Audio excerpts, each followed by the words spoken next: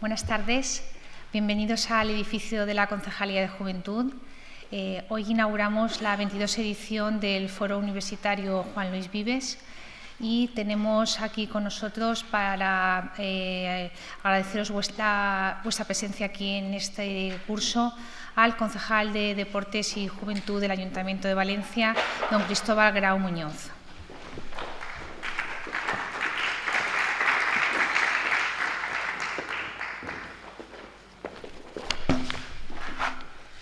Bueno, muy buenas tardes y bienvenidos. Gracias, Silvia. Estimado Joaquín Marco, decano de la Facultad de Derecho, Empresa y Ciencias Políticas de la Universidad Cardenal Herrera CEU. Lógicamente, mis primeras palabras van dirigidas hacia ti, en agradecimiento por la formidable dirección y tu capacidad de poder elaborar un programa tan importante como el que hoy da comienzo en esta 22ª edición del Foro Universitario Juan Luis Vives, en el que pues esperamos que desde esta tarde responda a las expectativas e inquietudes que todos y cada uno de vosotros tenéis depositados. Dar la bienvenida también, como no, a don Antonio Colomer, catedrático de Derecho Constitucional de la Universidad Politécnica de Valencia, que es un placer poder contar con él en esta tarde tan importante para nosotros, así como a la profesora doña Virginia Ichot, profesora titular de Pensamiento Educativo Contemporáneo de la Facultad de Ciencias de la Educación de Sevilla. Bienvenida a Valencia.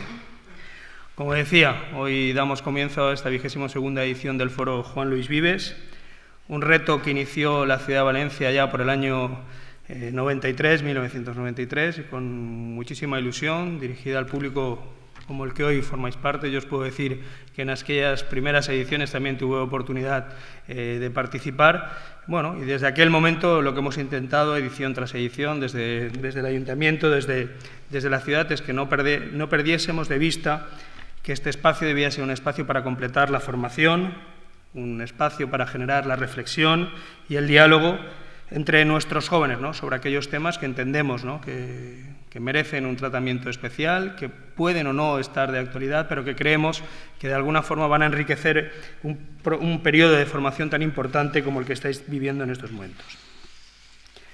Para ello, lógicamente, es importante elaborar un buen programa, un buen proyecto. Allí hemos contado, como decía, con la dirección de Joaquín Marco, que ha sido capaz, ¿no?, de recoger a importantes personalidades del mundo de la docencia, de la vida pública, que de alguna forma nos van a dar su punto de vista sobre los dos cursos que tanto durante esta semana y la semana que viene tendrán lugar aquí.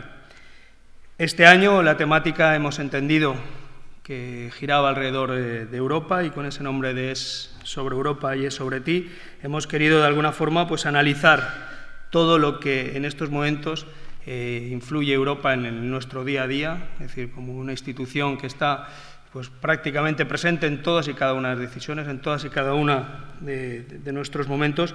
Por lo tanto, entendíamos que ese era el tema que debíamos abordar. La edición anterior giraba alrededor de los derechos humanos y este año, como digo, alrededor de Europa. No se nos escapa a nadie que en los próximos meses habrá unas elecciones, que el año anterior fue el año dedicado a la ciudadanía europea. Pero, en cualquier caso, ¿no?, entendemos que el proyecto europeo es ahí, es un proyecto que está vivo. Europa sigue estando en plena vigencia más que nunca, y estoy seguro que durante los próximos días, en las próximas jornadas, vamos a tener ocasión de trabajar al respecto. Como decía, son muchas las personas que van a tener ocasión de participar y que de alguna forma van a dar respuesta a las inquietudes que todos y cada uno de nosotros tenemos puesta en este importante foro. Y yo me callo ya, reiterando mi más calurosa bienvenida aquí al Centro de Juventud del Ayuntamiento de Valencia, que os sintáis como en vuestra casa. Todo el personal de la Concejalía está a vuestra disposición, y ya cedo la palabra al director de esta 22ª edición del Foro Juan Luis Vives, don Joaquín Marco. Gracias.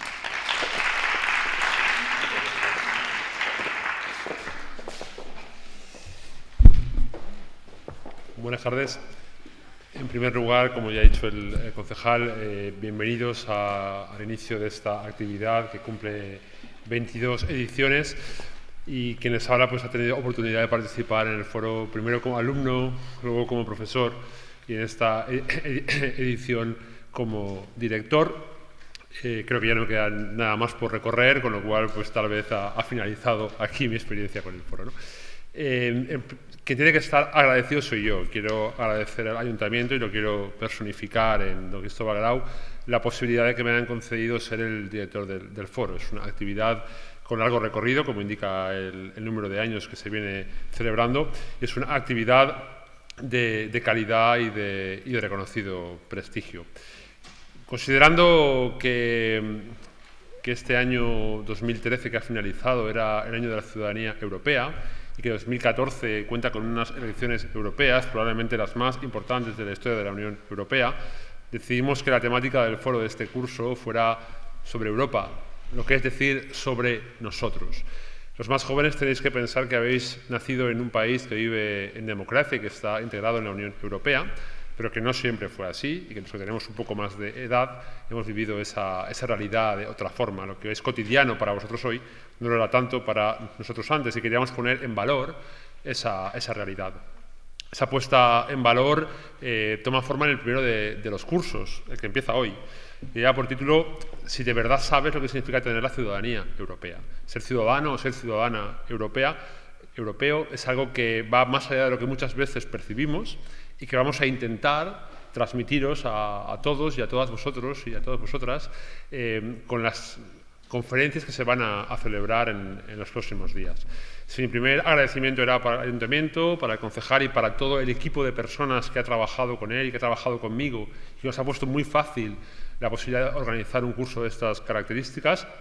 El segundo tiene que ser para todo el elenco de profesores y de profesionales que han aceptado colaborar con nosotros. Como ha dicho el concejal, hemos tenido la disponibilidad de la mayor parte de las personas con las que hemos contactado y esperamos que se confirme con hechos, que hemos completado un programa de calidad que puede ser de interés para la ciudadanía, particularmente para los jóvenes. Esperamos que de verdad se confirmen esas expectativas. El tercero de los agradecimientos tiene que ser para vosotros, por estar aquí hoy, por decidir compartir esta experiencia con el Ayuntamiento, por decidir compartirla conmigo desde cada una de las diferentes universidades o desde los diferentes espacios desde los que cada uno provenís. Yo no quiero extenderme más, quiero simplemente invitaros a que disfrutéis y a que aprendáis. El interés de este tipo de actividades está en que realmente saquéis algo positivo de cada una de ellas, que realmente os llevéis, cuando os vayáis a casa cada tarde, una experiencia que os aporte y os reconforte por el tiempo invertido y que hayáis aprendido algo más, hayáis entendido algo más del entorno en el que vivimos, entorno cada vez más internacionalizado, más globalizado y más complejo.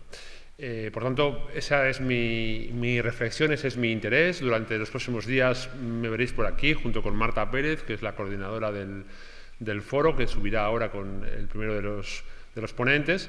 Y como digo, pues para cualquier cosa, tanto el equipo del Ayuntamiento como yo mismo estamos a vuestra disposición. Sin más dilación, vamos a comenzar con la actividad. Pido por favor al primero de los intervinientes, a don Antonio Colomer, que suba a la mesa junto con Marta. Os presento al profesor Colomer y os dejo con él. Don Antonio Colomer es una persona con experiencia, no ya solamente por una cuestión de edad, sino por una cuestión de sabiduría y de conocimiento. Tuve la oportunidad de ser alumno de doctorado del doctor Colomer hace ya bastantes años, aproximadamente 20, y desde entonces que le conocí, pues creo que es una persona a la que hay que escuchar y a la que hay que atender de vez en cuando.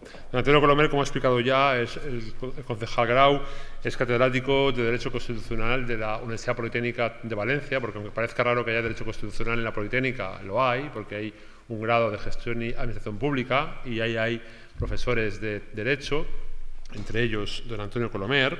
Es una persona que siempre ha estado muy relacionado con el ámbito internacional, tanto latinoamericano como europeo. De hecho, fue fundador y vicepresidente de la Academia Internacional de Derecho Constitucional, ha sido codirector del Seminario de Derecho Público Europeo en la Universidad de Göttingen, en Alemania.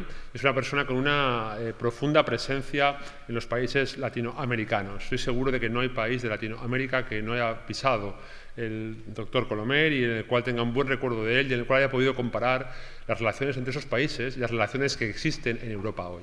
Quizá eso le permite poder explicaros y poder profundizar en esa cuestión de la que os va a hablar, que no es otra sobre el estatus cualificado que supone gozar o tener la ciudadanía europea. No quiero extenderme con su currículum, simplemente explicaros que estamos hablando de una persona que tiene más de 36 libros. No hablo de colaboraciones en libros de otras personas, hablo de más de 36 libros escritos en exclusiva por él, y uno de los últimos libros habla sobre el rapto de Europa. Por tanto, entiendo que es una persona perfectamente capacitada para dar inicio a este foro, para sentar las bases de toda la palabra. Os dejo con don Antonio. Hasta luego, buenas tardes. Gracias. Es un programa con aportaciones e intervenciones de especialistas de distintos enfoques, y porque creo que, desde luego, hoy en día los ciudadanos de un país miembro de la Unión Europea no pueden sustraerse a esa condición de europeos, y sobre todo si se va más allá de este ámbito territorial. Yo, que como ha dicho Joaquín Marco, el director de este curso, pues tengo también una proyección desde hace muchos años en el mundo latinoamericano. He sido presidente de la Federación Internacional de Estudios de América Latina y el Caribe y del Consejo Español de Estudios Iberoamericanos. Cuando ves lo que son los otros espacios extraeuropeos, empiezas a valorar más, pese a sus fallos, pese a sus problemas, esta realidad en la que vivimos, a la que yo en algún libro mío llamé un espacio de respiración libre, porque realmente en el resto del mundo hay muchos pocos espacios de respiración libre, y explicaré luego lo que quiero decir con ello. Es cierto que tengo esa proyección, pero también he estado muy vinculado a esa preocupación europea desde hace años. Uno de mis libros es el análisis comparado de la integración política en Europa y en América Latina, y por otra, yo fui entre 1993 y el año 2000 codirector del Seminario de Derecho Público Europeo con la Universidad de Göttingen en Alemania, que es una de las universidades más prestigiosas de este país. Un año íbamos un equipo de jóvenes profesores de la Universidad de Valencia conmigo a Göttingen, y otro año venía también un grupo de jóvenes doctorados o jóvenes profesores alemanes de Göttingen aquí en Valencia. Fue una experiencia muy apasionante. Como resulta de ellos, publicamos el libro Alemania unificada, sistema político constitucional, porque es esto que aún estará en la memoria de ustedes, ese hecho histórico extraordinario de que aquellas dos Alemanias, la Alemania del Este comunista y la Alemania del Oeste capitalista, consiguieron, después del hundimiento de la Unión Soviética, reintegrarse y constituirse en un solo país, con lo complicado que esto parecía a priori en la historia. Y por otra parte, ahí teníamos ciertamente la dificultad del idioma. El alemán no es un idioma fácil, y los alemanes exponían sus ponencias, sus trabajos en alemán, y luego entre todos pues ayudábamos a traducirla al español para los que no conocían bien el alemán, y a la inversa los alumnos o jóvenes profesores españoles valencianos exponían sus comunicaciones fundamentalmente en castellano, y se intentaba pues dar la versión alemana a los profesores alemanes que no conocían el castellano.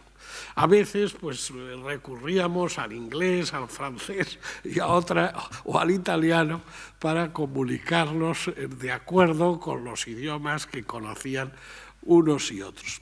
Pues bien, esto que parecía una pequeña torre de Babel, sin embargo, se demostró publicando este libro sobre Alemania unificada, que lo dedicamos al profesor Wolfgang Goetz, que es un gran jurista y que fue el codirector alemán de este seminario, y a todo su equipo, se demostró que ahí había, pese a las dificultades de comunicación idiomática, una gran sintonía, una especie de espíritu compartido, una forma de entender el mundo en donde nos sentíamos muy afines, jóvenes y no tan jóvenes, alemanes y españoles, en estos seminarios.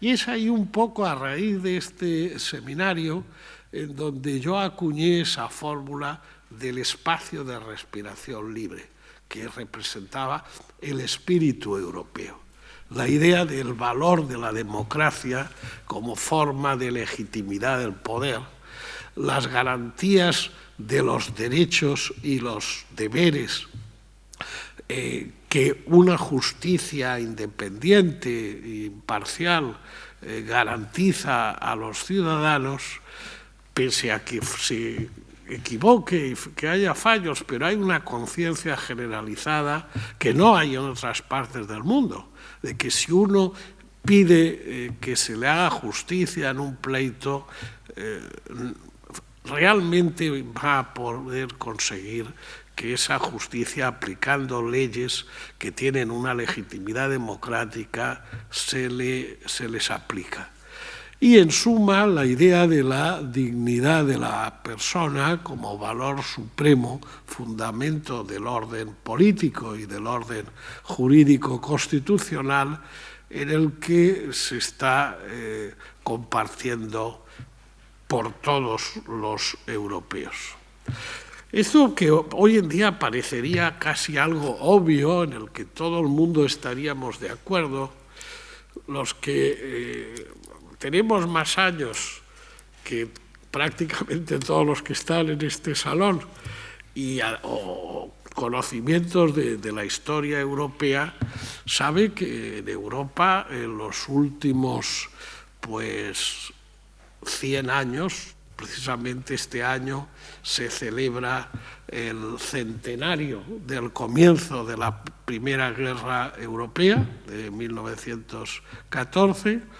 Incluso hubo antes, en 1870, una guerra franco-prusiana que supuso el hundimiento del imperio del segundo Napoleón, de Napoleón III, y a su vez el nacimiento del imperio alemán, unificando los distintos reinos.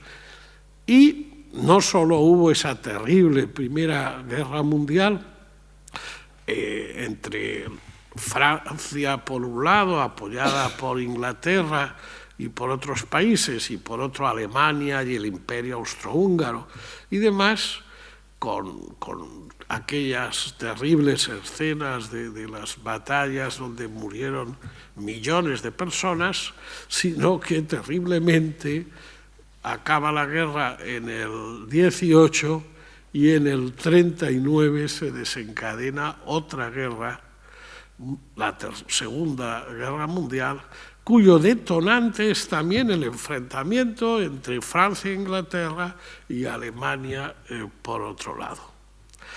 Es decir, 3 grandes guerras en las que se involucra casi el resto del mundo, porque luego Estados Unidos también intervino, el Imperio Otomano, los turcos apoyó al Imperio Alemán y al Imperio Austriaco, y eso supuso, por cierto, la desaparición al final de la Primera Guerra Mundial del Imperio Otomano y la aparición de la República Turca, ¿no?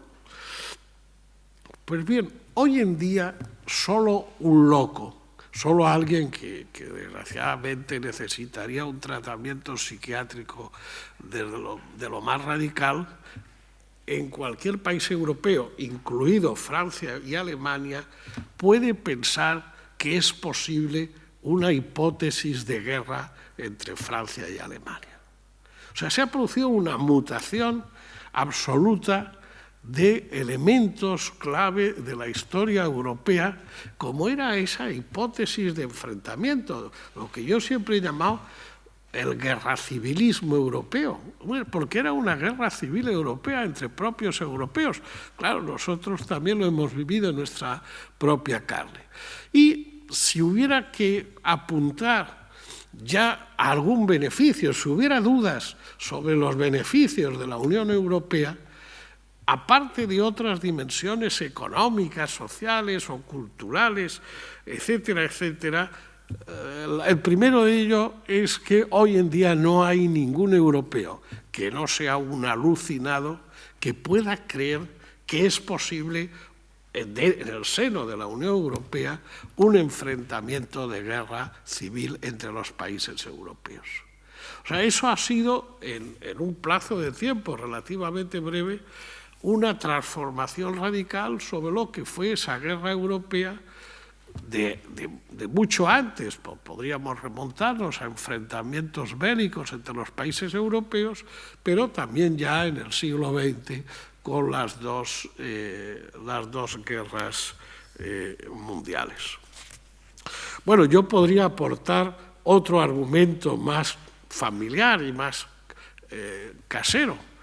Este año, el 2014, si no recuerdo mal, se cumplen 45 años que me casé con una francesa hispanista, licenciada en la Universidad de Poitiers de Lengua y Literatura Española, que en aquellos años 60 vino al Colegio Mayor de Valencia, que yo era el director, Alejandro Salazar.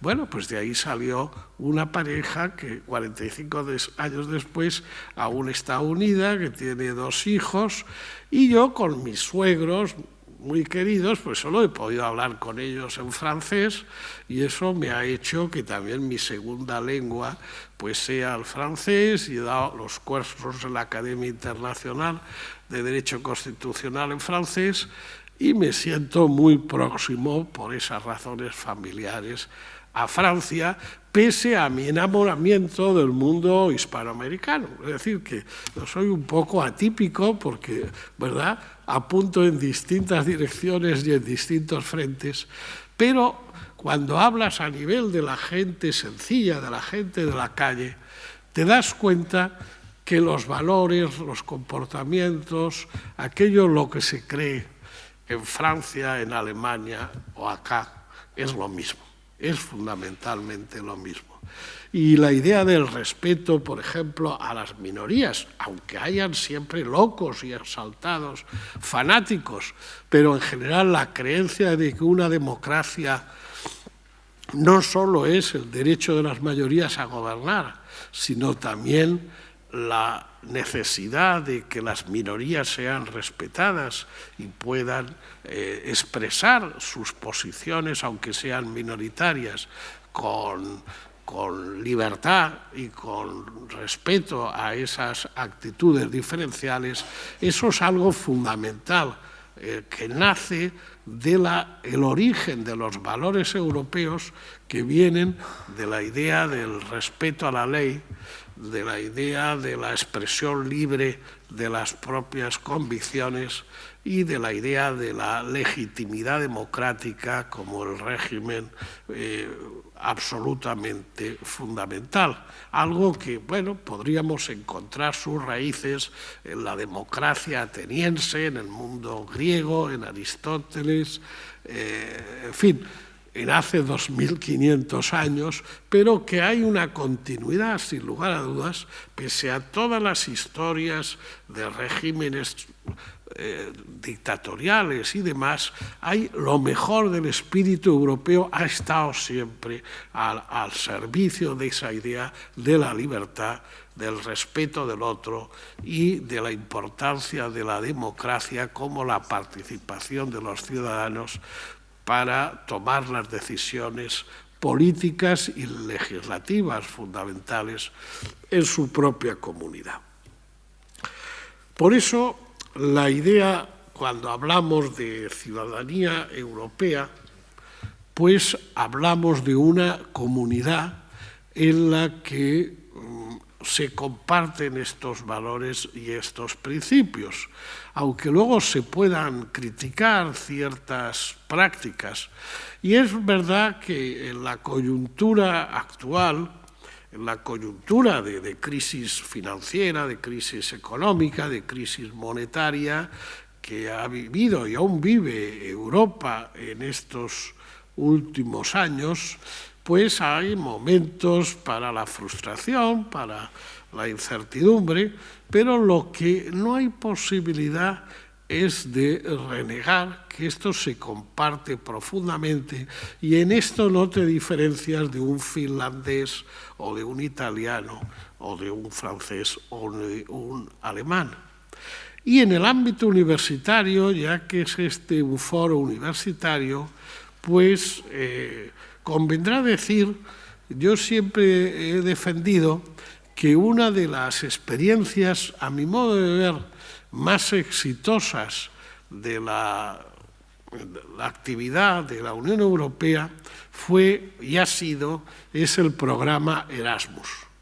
El programa Erasmus, que con una gran torpeza ahora se quería limitar o reducir en nuestro país, nos ha permitido recibir en nuestras aulas a estudiantes de cualquiera, de hasta los 27 países que constituyen la Unión Europea y a su vez enviar a estudiantes nuestros a estos países a completar sus estudios, pero no solo a completar sus estudios, a hacer amigos, a hacer compañeros, compañeras de curso, a conocer en el día a día esa realidad social, esas prácticas, en donde ciertamente a veces hay algunas costumbres que te parecen un tanto chocantes, a veces hay ese obstáculo de la diferencia de idioma, pero también de lo importante que es culturalmente enriquecerse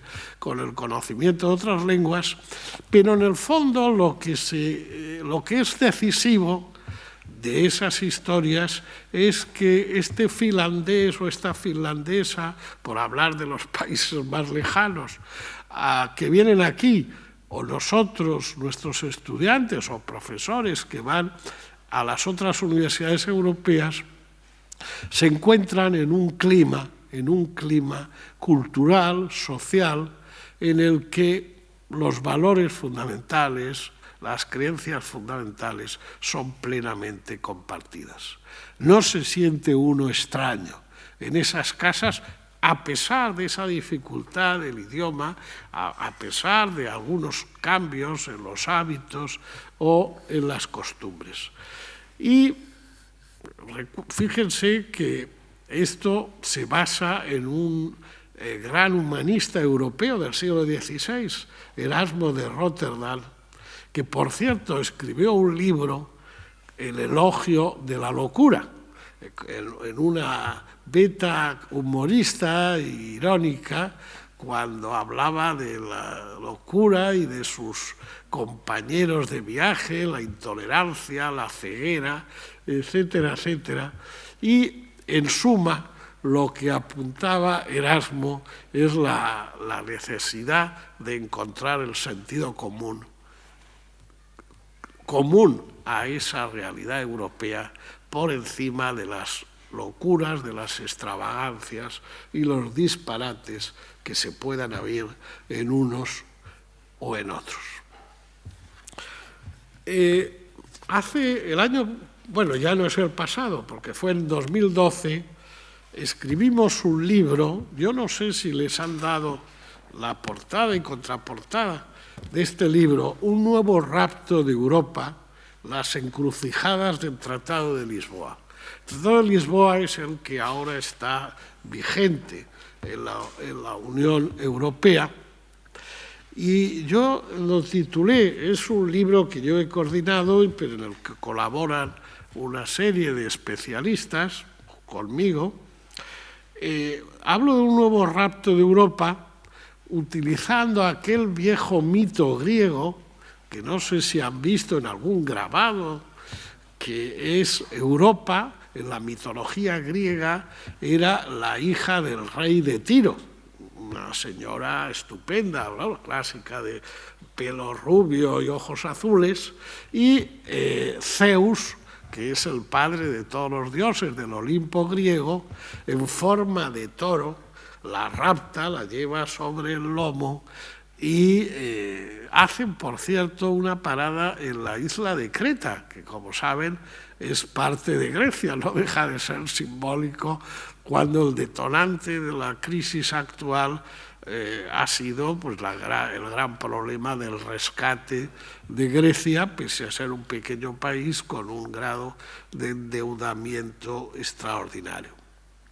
Pero cuando yo titulé este libro Un nuevo rapto de Europa, es porque utilizaba la comparación con el viejo mito del dios Zeus raptando a la doncella Europa, con una situación actual en el cual estos valores de los que hemos hablado, e incluso algunas prácticas que inspiran a los tratados fundacionales de primero la Comunidad Europea, luego la Unión Europea, parecen como enmascarados por unas prácticas especulativas financieras globales a las que se debe subordinar y a las que se debe sacrificar lo mejor del espíritu europeo.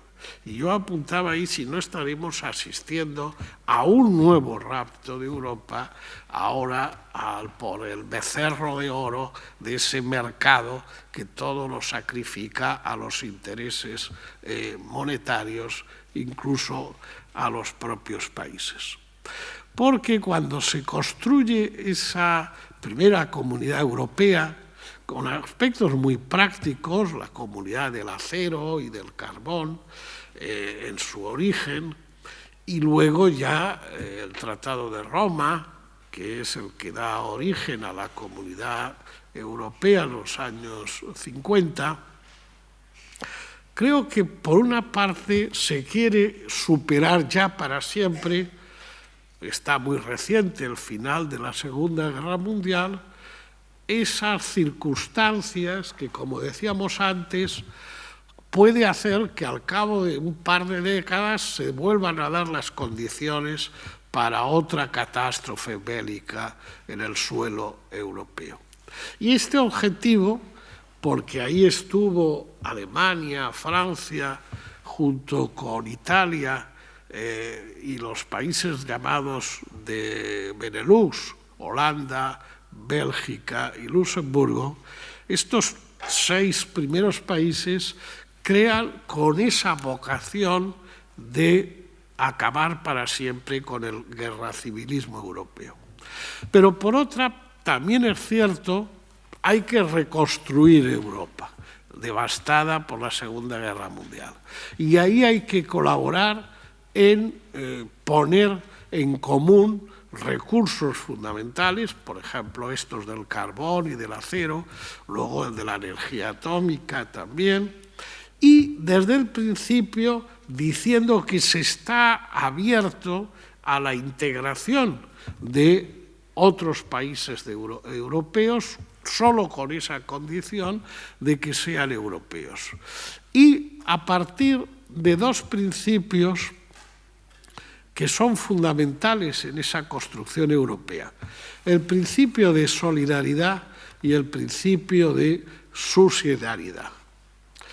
Por el principio de solidaridad, lo que se dice es que esta comunidad europea que nace y se va a ampliar, intentará poner recursos, unos fondos estructurales, se llaman, de cohesión social, para reducir el desequilibrio, la brecha, entre los países más desarrollados y las regiones o territorios menos desarrollados.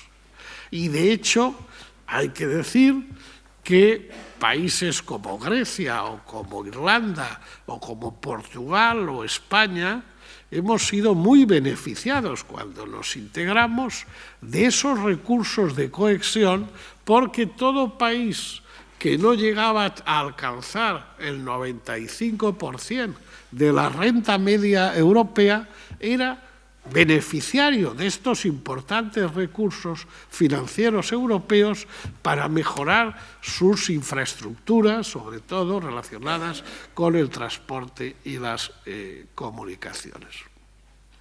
Ese principio de solidaridad ha estado siempre presente en la construcción europea.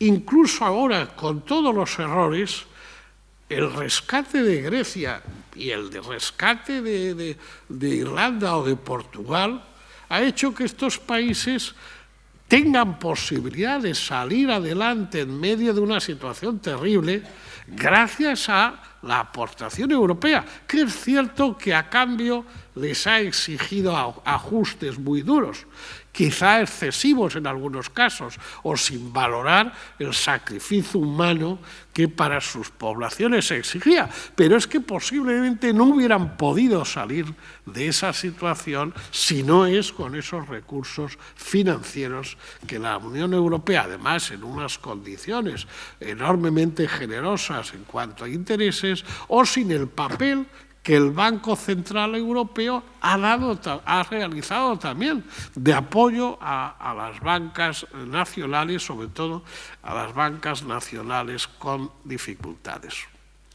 Y el otro principio, el principio de subsidiariedad, es una idea también absolutamente central en la construcción europea. ¿Qué quería decir? Pues que aquello que se pueda hacer a nivel local, a nivel de los municipios, de las comunidades territoriales o regionales, pues no debe hacerse a nivel de los estados. Realmente muchos de estos fondos de cohesión social se han dado a planes para mejoras en territorios específicos, precisamente en los territorios menos desarrollados de cada uno de los estados. No en general para que el Estado haga lo que quiera con ellos, no, para que se desarrolle, pues en el caso español, Extremadura, Andalucía, Galicia, es decir, los territorios con una situación de desigualdad más grande, o en el caso de Italia, pues el sur italiano, Sicilia, Nápoles, más infradesarrollado en comparación con el norte, Milano, Turín, mucho más desarrollado. Y así a todos los países a los que estos fondos estructurales para la cohesión social o las mejoras de planes territoriales se han aplicado. Y ello también siempre con la idea de que era muy importante la participación de los ciudadanos. El que, en el caso de los municipios, los propios responsables ciudadanos apuntaran las necesidades para las que se pedía ayuda, intervinieran en el señalamiento de esas prioridades. De hecho, en la estructura institucional de la Unión Europea, junto con el Parlamento Europeo, que como sabéis es de elección en cada estado con un número de diputados proporcional a la población, y que es un órgano que ha ido creciendo en los últimos tratados, incluso en el actual de Lisboa, en competencias sobre las que tenía en principio. Pero es que además existe también la Asamblea de las Regiones, en donde están representados pues los landes alemanes o las comunidades autónomas italianas o las comunidades autónomas nuestras, y en este sentido, y en algunos casos los municipios también. ¿Para qué? Pues para plantear ante los órganos de poder, el Consejo Europeo, la Comisión Europea, el Parlamento Europeo, plantear necesidades, pero con este enfoque de carácter local, de carácter más próximo al ciudadano. En este sentido, en el Congreso de los Diputados en España hay una comisión mixta de relaciones con la Unión Europea. Y allí los representantes de los parlamentos autonómicos, las Corts en el caso nuestro, primero deben ser informados de la legislación europea que se aprueba y puede afectarles a nivel autonómico. Pero además pueden plantear también iniciativas o propuestas para que se tomen acuerdos, directivas, reglamentos, que son las normas jurídicas del derecho comunitario europeo, que les beneficien o que consideran que son importantes. Es decir, esta participación de los parlamentos autonómicos a través del Congreso de los Diputados, de esta comisión mixta, Congreso de los Diputados, Unión Europea, hace que la voz de los territorios descentralizados en nuestro país y en otros países de la Unión Europea tenga una presencia importante, además de la presencia que tienen también a través de la llamada Asamblea de las Regiones en Bruselas, en el organismo de la Unión Europea. Es cierto que en la construcción europea hay dos tendencias que están un poco enfrentadas. Hay que decir que el Consejo Europeo, que es el máximo órgano, en realidad es una reunión de los representantes de los estados al máximo nivel, los jefes de Estado o jefes de gobierno, y que es este órgano, el Consejo Europeo, el que toma las decisiones fundamentales. En algunos casos, compartiendo a nivel legislativo con el Parlamento Europeo. Pero eso explica que en realidad es una organización intergubernamental, que son acuerdos entre los gobiernos, el órgano decisivo. También en esto se ha mejorado en los tratados, porque antes del actual Tratado de Lisboa se exigía prácticamente la unanimidad de todos los gobiernos que están en la Unión Europea o en la Comunidad Europea para tomar decisiones. Es decir, que si un solo país no votaba una decisión, actuaba como un derecho de veto.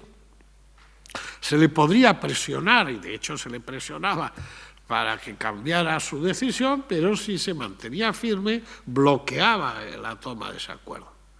Después del Tratado de Lisboa, esto ya no es así. Por una mayoría que representa el 55% de los estados y el 65% de la población que estos estados representan, se pueden tomar decisiones aunque no sean unánimes, aunque hayan algún sector de estados que representen esos porcentajes que no acaben de estar de acuerdo. En todo caso, sin embargo, hay quien quiere que esa situación de pura estructura intergubernamental no varíe.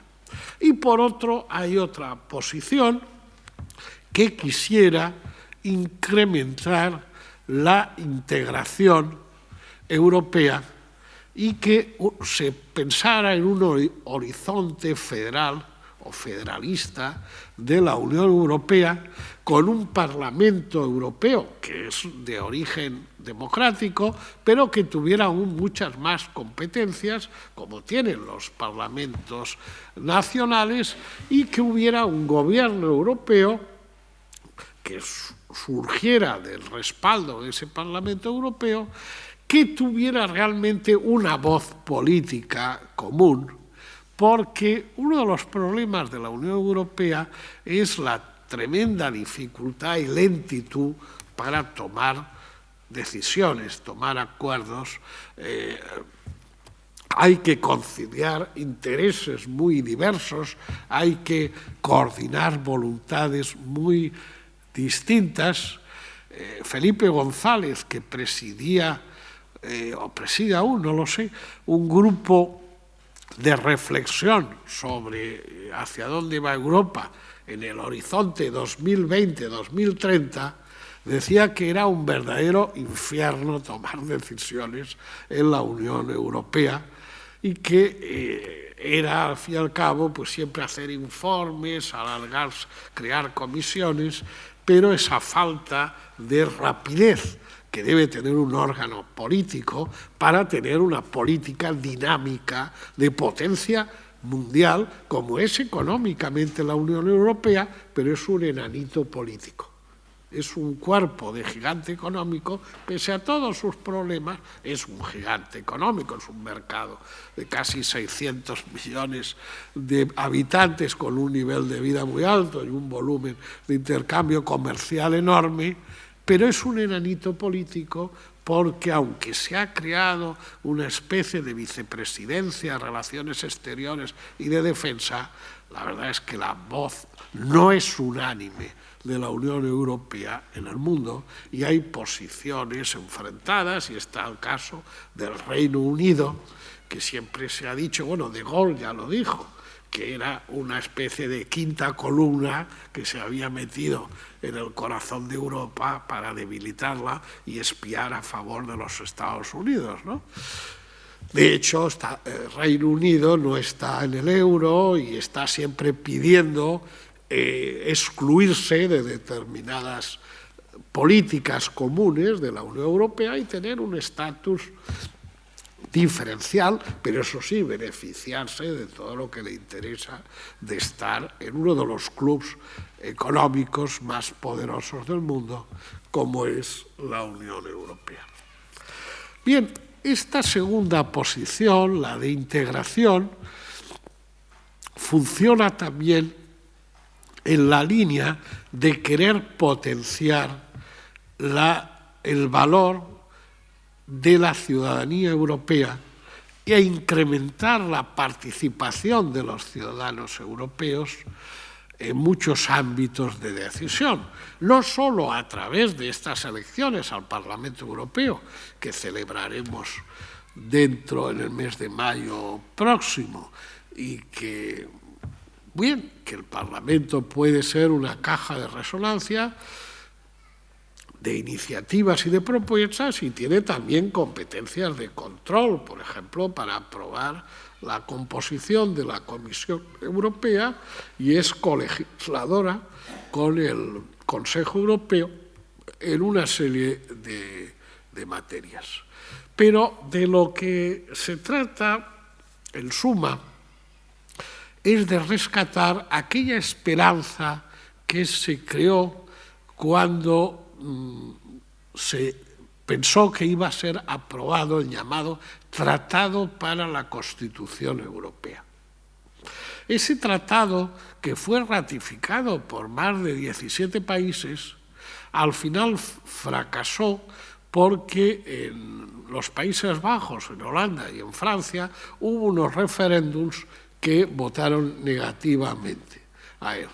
Entonces hubo que desecharlo, hubo que dejarlo de lado, y a toda prisa se reunió en Lisboa, porque era Portugal quien presidía en aquel momento el Consejo Europeo, y se elaboró el Tratado de Lisboa, que recogió algunas de las mejoras del llamado Tratado para la Constitución Europea, pero en el fondo era un reconocimiento de que esa idea un poco mítica de que, aunque no era una verdadera constitución en el sentido jurídico estricto, porque seguía habiendo ese órgano intergubernamental, el Consejo Europeo, pero sí apuntaba en una línea de incremento de la integración federativa de Europa cara al futuro, y con una declaración de derechos y libertades, también en el plano social, tremendamente avanzada. Entonces, se tuvo que reducir esas expectativas y acordar el Tratado de Lisboa como sustituto de la no aprobación del Tratado para la Constitución Europea. En ese punto hay que insistir también en la importancia de las garantías de los derechos y libertades en el ámbito europeo. Fíjense, hay una Convención Europea de Derechos Humanos que ha ratificado todos los países de la Unión Europea y como consecuencia de la cual hay un Tribunal Europeo de Derechos Humanos que tiene su sede en la ciudad de Estrasburgo, en Francia. Pues bien, hay una última instancia de este tribunal a la que puede recurrir cualquier ciudadano europeo, incluso cuando se ha agotado todas las vías administrativas y jurisdiccionales en su propio país, e incluso el Tribunal Constitucional, que no le ha concedido el amparo. Se puede ir entonces al Tribunal Europeo de Derechos Humanos.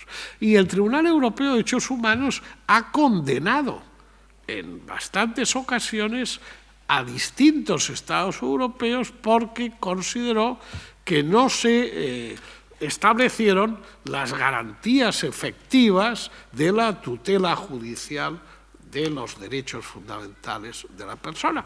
España ha sido condenada en varias ocasiones, pero prácticamente casi todos los Estados europeos en alguna ocasión han sido condenados y ello ha obligado a tener que realizar un nuevo juicio en el ámbito judicial nacional o a dar indemnizaciones, etcétera, etcétera.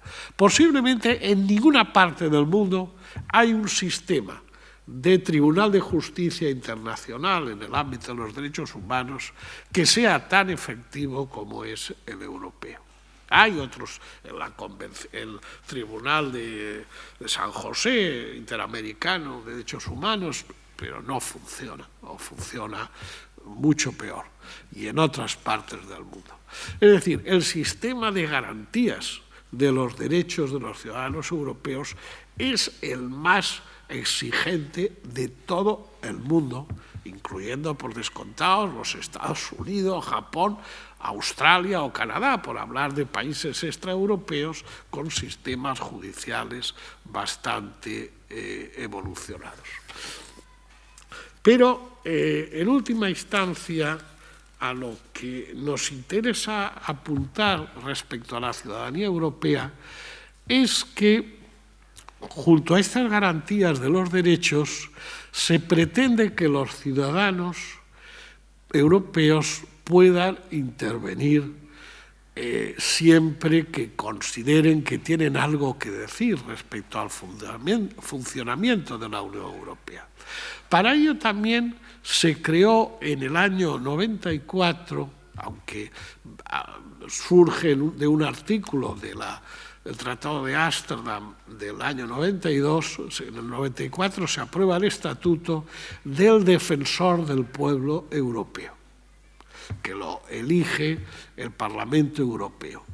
Cualquier ciudadano europeo, o ciudadana, ¿no?, porque ahora siempre hay que hacer la salvedad, ¿no?, puede dirigirse al Defensor del Pueblo en queja cuando considera que alguna institución, alguna administración comunitaria europea, pues no lo ha atendido adecuadamente, ha hecho lo que se llama la mala administración. Y el Defensor del Pueblo Europeo puede dirigirse a estas administraciones reclamando por qué se ha tratado así al ciudadano europeo.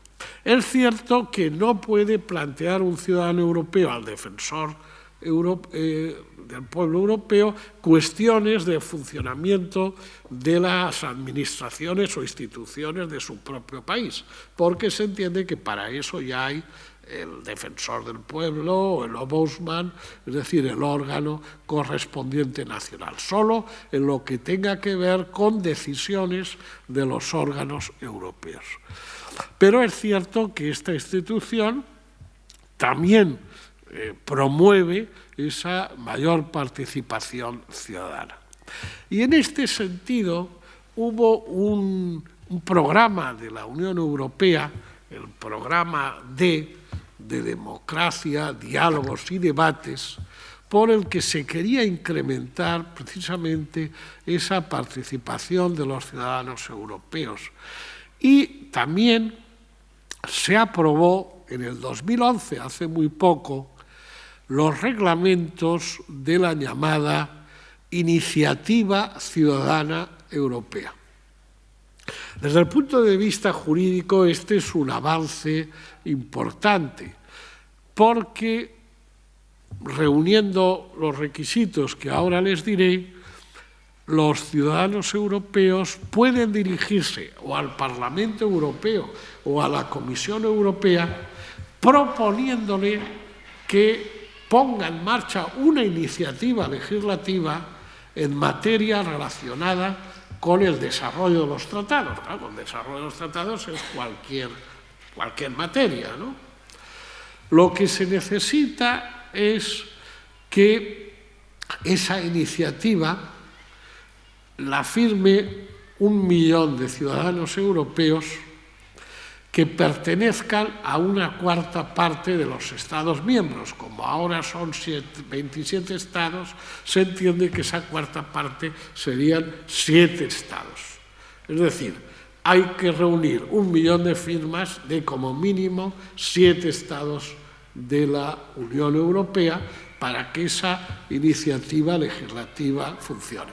Pero se aprobó también otro reglamento, y este es muy importante, para que esas firmas se pudieran recoger a través de Internet, a través de páginas web. Lógicamente, con la distancia que hay, pues pensar como aquí, que recogerlas a mano sería una ilusión. No, ese número de firmas se puede hacer a través de una campaña de Internet, a través de distintas páginas web que vayan acreditando reunir esas firmas. Este es un instrumento interesante que, les he de decir, desgraciadamente hasta ahora no ha funcionado. No ha funcionado. Yo les animaría a ver si ustedes ponen en marcha una iniciativa ciudadana europea y recaban, que hay tantas cosas que proponer, ¿no?, en la situación europea actual. Es curioso que la actual defensora del pueblo europeo, que es una señora de Irlanda, irlandesa, Emily O'Reilly, el apellido no puede ser más irlandés, fue elegida el 1 de octubre de 2013, pues lleva haciendo una campaña desde entonces para ver la forma de estimular las iniciativas ciudadanas europeas. Es un instrumento jurídico que está ahí y ciertamente la idea de una mayor participación de la sociedad civil europea, el fomentar también la comunicación institucional de los ciudadanos con los distintos organismos de la Unión Europea, esto parece que es un instrumento importante y necesario para incrementar esa conciencia europea, esa conciencia de ciudadanía europea, que tiene su soporte, desde luego, en esos valores, en esos principios que hemos citado, que están ahí y no hay ninguna duda sobre su denominador común en la realidad europea, pero hay que llegar a también una proyección práctica de participación, de iniciativas, de propuestas, que en donde,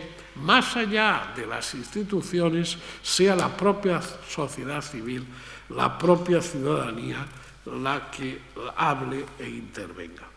Y en este sentido, fíjense que en el libro Un nuevo rapto de Europa, en el capítulo introductorio, yo hablaba de la alternativa islandesa. Y dirán ustedes, ¿qué quiere decir esto? Pues miren, Islanda, yo no sé cómo están ustedes de geografía, pero en el Atlántico Norte hay una pequeña isla, bueno, no tan pequeña, pero una isla cuyos colonos son antiguas poblaciones de Dinamarca y de los países escandinavos, fundamentalmente, que es una república, es un Estado independiente, que no forma parte de la Unión Europea, pero tiene un estatus de Estado asociado con bastante vinculación. Pues bien, Islanda en el 2008 pasó una terrible crisis económica y financiera. En parte, la clave de esa terrible crisis fue un comportamiento, no sé yo si propio de delincuentes, o en todo caso de gente de una incompetencia tremenda de varios bancos de Islanda, que generaron una deuda gigantesca para un país muy pequeño en población, son 6 millones de habitantes, si no recuerdo mal. Y la forma de resolver lo que quería hacer esa banca islandesa es que la deuda que los bancos habían generado, sobre todo respecto a banca británica y holandesa, la pagaran todos los ciudadanos de Irlanda empeñando sus propias viviendas y pagando unos intereses durante 15 años del 6%. Es decir, convertir la deuda de la banca en deuda soberana de todos los ciudadanos de Irlanda. En fin, es una canallada típica que hemos visto a otro nivel también aquí en nuestras cajas de ahorro y nuestros bancos, con las preferentes, etcétera, etcétera. Pero allí en Islanda se produjo una reacción de la población, gente educada, gente acostumbrada a un frío tremendo, que no es precisamente para estar de paseo por la calle, y sin embargo se plantaron delante del Parlamento y del Gobierno, y cada vez había más gente que acudía a aquel grupo inicial. Esto generó una movilización general de la población, de tal modo que el Gobierno se vio obligado a dimitir y a plantear un referéndum sobre esa situación, referéndum en el cual los ciudadanos ganaron que no podía ser la deuda de los bancos, deuda soberana a pagar por todos los ciudadanos, y que además había sido un comportamiento fraudulento de los dirigentes de esos bancos que fueron sometidos a los tribunales de justicia. Y no solo eso, como consecuencia de ese referéndum se creó una asamblea constituyente para aprobar una nueva constitución para Islanda y además aplicar unas políticas económicas y sobre todo financieras en el sentido opuesto al que esa banca había querido. Bueno, por no hacerlo largo, en el año 2011 Islanda era un país que, estando en el 2009 a punto de la quiebra y con unos ingresos negativos de más del 4% sobre todo el Producto Interior Bruto, estaba ya teniendo un beneficio presupuestario de cerca del 3% más que la media de la Unión Europea. Bueno, yo en el libro planteo, bueno, si eso lo puede hacer un pequeño país como Islanda, y además demostrar que con una política financiera que se considera heterodoxa desde el punto de vista de la economía ortodoxa, entre comillas, tradicional, ¿por qué los ciudadanos europeos no también plantean algún tipo de iniciativa para una línea de cambio de alguna manera parecida? Y precisamente en este sentido, la conclusión de ese capítulo inicial de mi libro era, como empezaba el libro, recuérdenlo, haciendo referencia a ese mito de la mitología griega del rapto de Europa por Zeus en forma de toro y resulta que va allí a Grecia o a Creta, que es una isla de Grecia, con todo el simbolismo. Yo quería acabar la introducción a este libro en el sentido de hablar de otro, en este sentido no mitológico, sino real. Porque fíjense, en el mundo griego que hay tantas cosas apasionantes y que es la matriz de la cultura, la filosofía y la política europea. Tengan en cuenta que palabras fundamentales como política y democracia etimológicamente son palabras griegas. La política viene de la polis, la ciudad. La política es el gobierno de la ciudad. Democracia es una palabra griega, que gobierno del pueblo, pero en realidad, y esto es curioso, el sentido estricto, demos, en el griego antiguo, en el griego clásico, significaba barrio.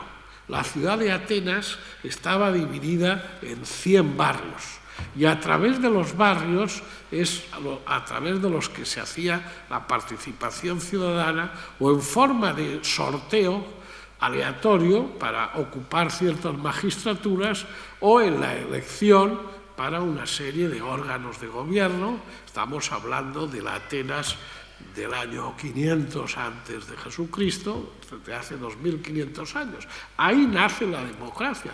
La democracia como el deber cívico y ético de comprometerse y responsabilizarse en gobernar tu ciudad, en intervenir en el buen gobierno de tu ciudad. Pues bien, en ese mundo también hay un gran historiador griego de esa época que se llama Tucídides. Tucídides, hay algunos analistas contemporáneos que dicen que es posiblemente el hombre que mejor, hablando de su mundo de hace 2500 años, mejor describe lecciones para el presente. Pues bien, Tucídides escribió la llamada Historia de la Guerra del Peloponeso, el enfrentamiento entre Esparta y Atenas. Y en esa famosa historia hay una frase que a mí siempre me ha impresionado, que es cuando dice él: la clave de la vida humana es la libertad. Y la clave de la libertad es el coraje. Es el coraje. Y a partir de ahí, yo terminaba ese capítulo introductorio a este libro, Un nuevo rapto de Europa, de alguna forma que les voy a leer textualmente.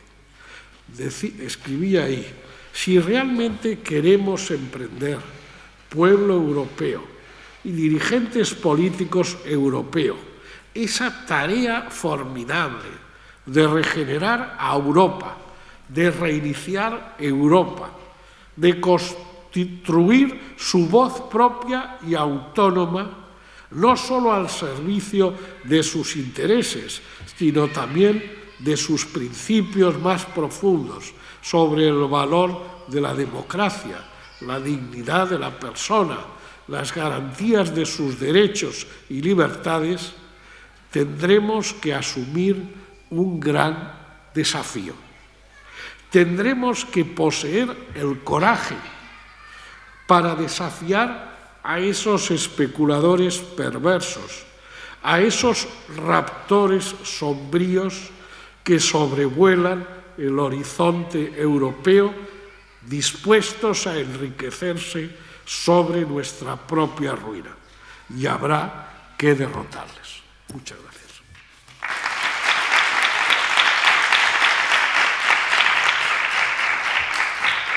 Bueno, creo que aún me han sobrado 2 minutillos, ¿no? Pero hay un espacio también para preguntas y aclaraciones. Bueno, chicos, ahora si alguien tiene alguna pregunta para el profesor Colomer es el momento.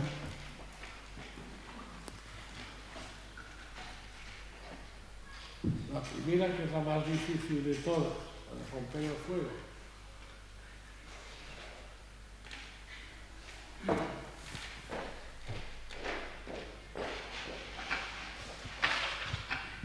Muchas gracias. Muchas gracias por su presentación. Una pregunta. ¿Tiene un ejemplo de la iniciativa ciudadana europea? Claro, ese es el problema, desgraciadamente.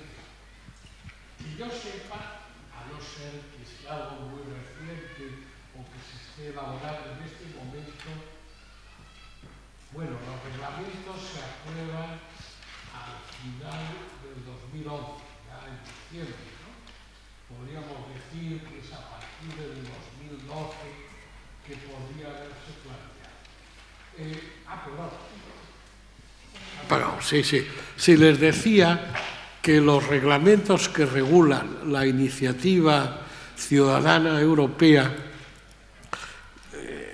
con estas distintas modalidades, requisitos, incluso pudiendo recoger las firmas exigidas a través de Internet, bueno, pues prácticamente se aprueban ya en torno a diciembre de 2011 y por lo tanto en vigor no entran hasta el 2012, ¿no?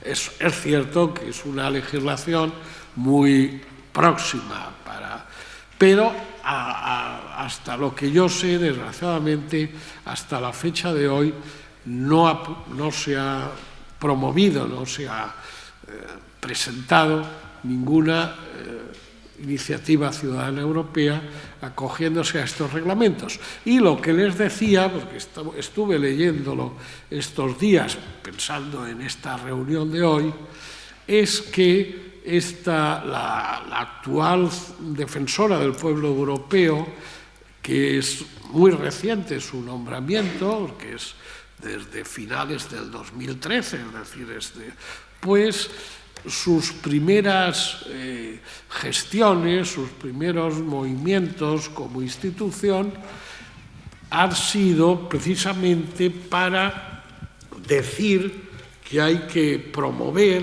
hay que fomentar la idea de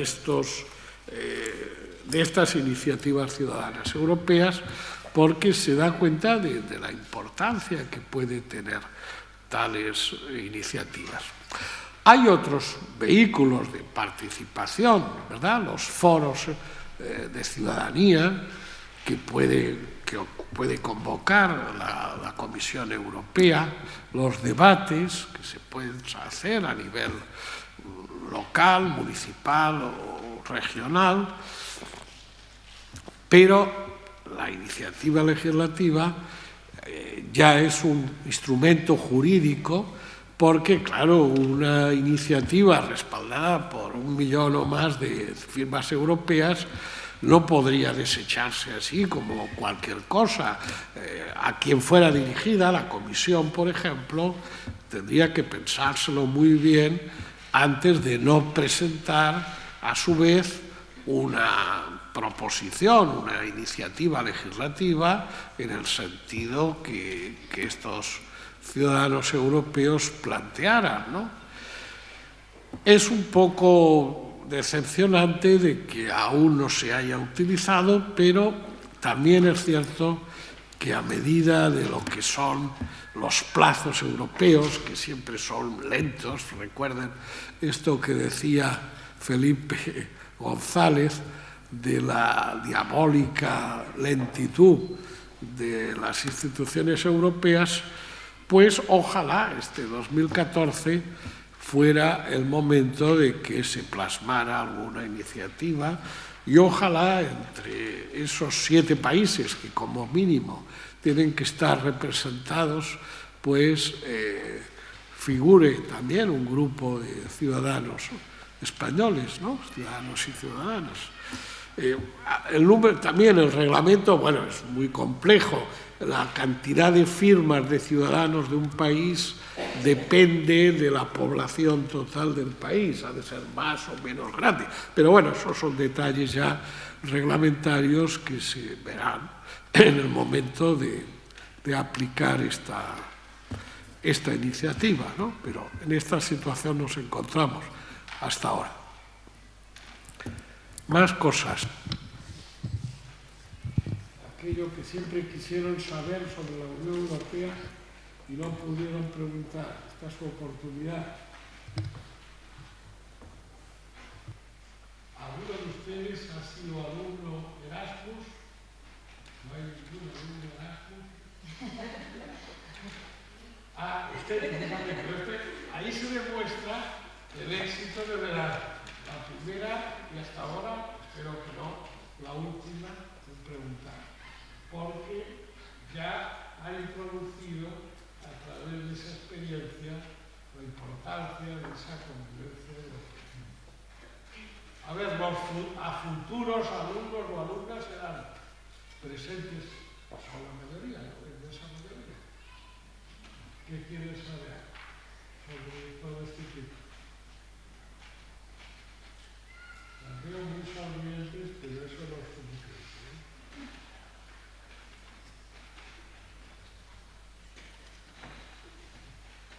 Es posible que alguien tenga interés en saber nada más.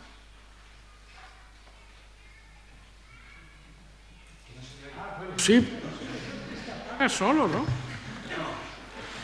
O soy yo inconscientemente que tengo un dedo ahí. Bueno, pues sí. A ver, bien.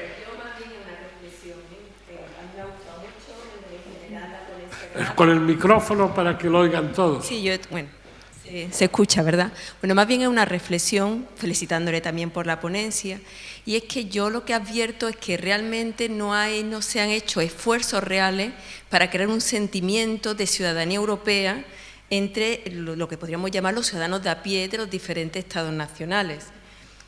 Y creo que eso es un déficit, digamos, importantísimo. Es decir, se está hablando de Unión Europea, pero yo creo que la mayor parte de la población no conoce realmente ni siquiera cuáles son sus derechos como ciudadano o ciudadana europea. Y creo que sí que hay un interés muy claro precisamente en que no haya esa conciencia de ciudadanía con lo que puede implicar de una participación real y crítica. O sea, yo no creo que sea por casualidad que, por ejemplo, todo esto que nos está comentando, de estos nuevos reglamentos que salen de iniciativa de la ciudadanía, no estén extendidos por la población, ni la gente eso haya tomado conciencia de que existen siquiera. Yo, creo que no me equivocaría mucho si entre los miembros de la sala se hiciera una encuesta hacia la ligera de cuántos realmente conocían que existían este tipo de iniciativas. Pues a lo mejor yo me alegraría si hay 5 personas. Y a lo mejor que están estudiando precisamente una carrera de Derecho y tienen una asignatura que es de Derecho Internacional, por ejemplo. Sí, sí, sí. Entonces, bueno, pues eso es lo que, digamos, yo he hecho en falta, que a veces se nos pide actuar como ciudadanos, pero es que realmente ni siquiera, por mucho que se hable de que estamos en la Unión Europea, interesa que seamos conscientes de ese papel que tenemos, que va un poco en la línea de la última, digamos, del último apunte que ha querido hacer como para finalizar su ponencia, de ese coraje que hace falta. Es que no nos quieren realmente alimentar ese coraje, es que no interesa que realmente nos planteemos, como en ese caso de Islandia, y digamos, hasta aquí llegamos, y no más. Por eso es una reflexión prácticamente más que una pregunta. Gracias. No, y es una reflexión muy pertinente. Yo por eso subrayaba la importancia que había tenido el programa Erasmus, al menos a nivel de los jóvenes universitarios que lo han practicado, y ha habido, no sé, pero es una cifra muy grande de 1,5 millones, creo, de estudiantes universitarios europeos que han participado hasta ahora en el Erasmus y han ido a otros países fuera del suyo, ¿no? Y creo que, bueno, podríamos preguntarle a nuestra alumna Erasmus, pero que en general todos lo han considerado una experiencia positiva, interesante, de conocer esa otra realidad y darse cuenta que hay mucho más compartido en común que diferencial. Desgraciadamente hay que decir que contra esto están los localismos nacionalistas, ¿no? Que son tan irracionalistas, ¿no? Que tienden solo a considerar, a desconfiar de todo lo ajeno y a considerar que los de fuera siempre te quieren engañar o estafar y encima que tú eres lo mejor del mundo, tú y los de tu pueblo. Frente a esa actitud, desde luego, pues hay que apostar por abrirse al mundo y concretamente al mundo europeo, que es tan próximo. Sin embargo, es cierto, bueno, hay que decir que los reglamentos de la iniciativa ciudadana europea son muy recientes, ¿no? Y hasta cierto punto es lógico que no se haya difundido aún bastante. Pero yo les diré, yo no sé si han visto ustedes, los que son sobre todo de pueblos, de municipios, habrán visto edificios en donde hay un letrero. Esto se construyó con la ayuda FEDE. La ayuda FEDE son los fondos estructurales europeos que han permitido construir puentes y canales y infraestructuras de todo tipo que un municipio no hubiera podido construir sin esa ayuda europea. Prácticamente en todos los municipios, o en casi todos los municipios que tenemos alrededor, si ustedes van por ahí, verán algún cartel de esto o dentro de un centro cultural que se dispone de ciertos aparatos, ¿no? Incluso yo supongo que aquí mismo, en este centro, yo no sé si hay aquí algún responsable de este centro, aquí presente, pero estoy casi seguro, fíjense, y me apostaría algo, que en este mismo centro hay en algún sitio un letrero de que esto se hizo con ayuda de fondos FEDE de la Unión Europea. Es decir, eso es una realidad.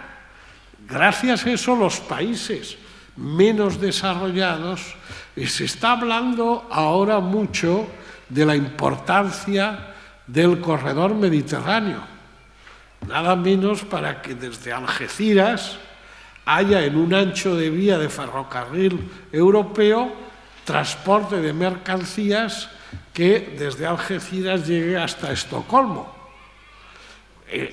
Todos los días en prensa se nos está diciendo, eso es fundamental para Valencia, para todo el Mediterráneo. Pues bien, eso si se hace, que esperemos que se haga, será porque la Unión Europea va a pagar el 40% del costo, que son miles y miles de millones de euros, de ese corredor mediterráneo. Y en otros países exactamente igual. Es decir, España ha sido muy beneficiada porque estaba en una situación relativa de inferioridad respecto al desarrollo de otros países europeos, sobre todo en las regiones o comunidades menos desarrolladas de nuestro país. Pero igual ha ocurrido con Portugal. Portugal, yo que lo conozco hace muchos años, era una cosa que daba miedo de la miseria y la pobreza de este país hace 30 años. Bueno, hoy en día va a Portugal, pese a estar en la crisis económica que está, y ves un país moderno, desarrollado, con unas excelentes infraestructuras de carretera, de ferrocarril, etcétera, etcétera. Pues eso se ha hecho gracias a la ayuda europea, a los fondos de cohesión social de la Unión Europea. Es decir, que la Unión Europea, incluso desde el punto de vista no ya espiritual, sino puramente material de intereses, ha sido un factor muy importante de crecimiento. En nuestras universidades, la enorme cantidad de edificios que se han construido, de laboratorios,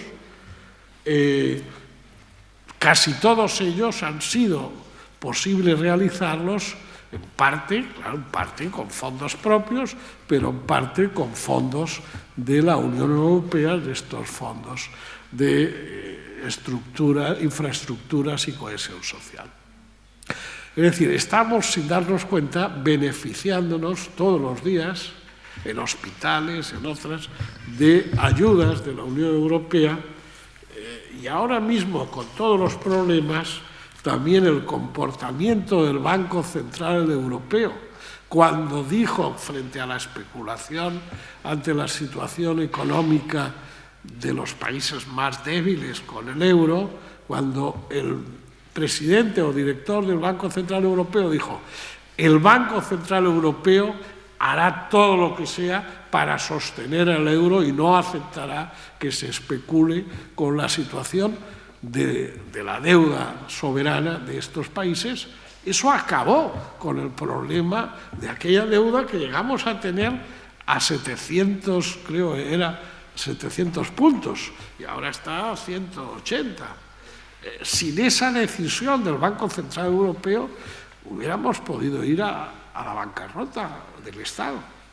Es decir, la importancia de la Unión Europea en aspectos prácticos es muy grande, y la pena es que ciertamente los ciudadanos europeos no se comprometan más y también haya esas políticas públicas de difusión y formación para incrementar la conciencia europea de vivir en uno de los pocos espacios de respiración libre que hay en el mundo.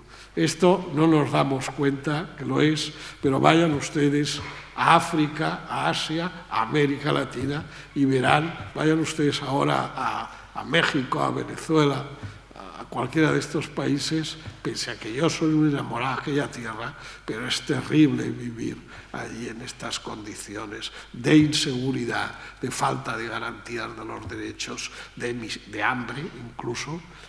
Vivimos en una burbuja privilegiada del mundo.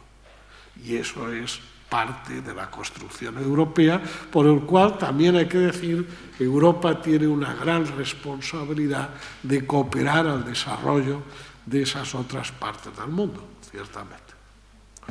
Bien, creo que nuestro tiempo se ha acabado. Yo espero que esto les sirva para, por lo menos, intentar averiguar más en estos días que van a tener ustedes aquí y comprometerse con su condición de ciudadanos y ciudadanas. Muchas gracias.